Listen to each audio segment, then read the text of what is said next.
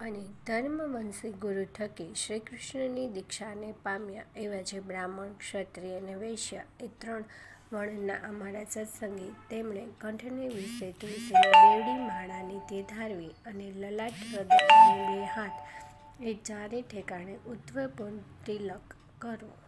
અને તિલક જે તે ગોપીચંદને કરીને કરવું અથવા ભગવાનની પૂજા કરતાં બાકી રહ્યું અને કેસર, કુંકુમાદિકે યુક્ત એવું જે પ્રસાદી ચંદન તેણે કરીને તિલક કરવું. અને તે તિલકના મધ્યને વિશે જ ગોળ એવો જે ચાંદલો તે જે તે ગોપીચંદને કરીને કરવો અથવા રાધિકાજી અને લક્ષ્મીજી તેનું પ્રસાદી એવું જે કુમકુમ તેણે કરીને તે ચાંદલો કરવો. પોતાના ધર્મને વિશે રહ્યા અને શ્રીકૃષ્ણના ભક્ત એવા જે સત્શૂદ્ર, તેમણે તો તુલસીની માળા અને ઉત્તરપૂર્ણ તિલક તે બ્રાહ્મણ, ક્ષત્રિય, વૈશ્યની પેઠે ધારવા. અને તે સત્શૂદ્ર થકી બીજા જે જાતિ કરીને ઉતરતા એવા ભક્તજન, તેમણે તો ચંદનાદિક કાષ્ઠની જે બેવડી માળા તે ભગવાનની પ્રસાદી કરાવીને કંઠને વિશે ધારવી અને લલાટને વિશે કેવળ ચાંદલો કરવો પણ તિલક ન કરવો. અને જે બ્રાહ્મણાદિકને ત્રિપુંડ જે આડું તિલક કરવું તથા રુદ્રાક્ષની માળા ધારવી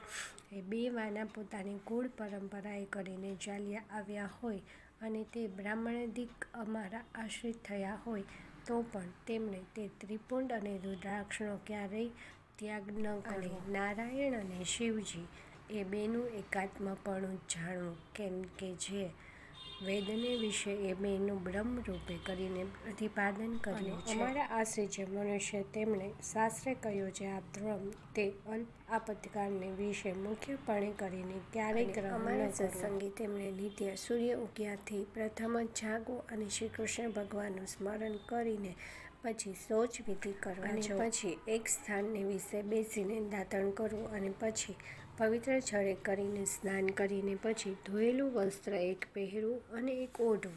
જય સ્વામિનારાયણ.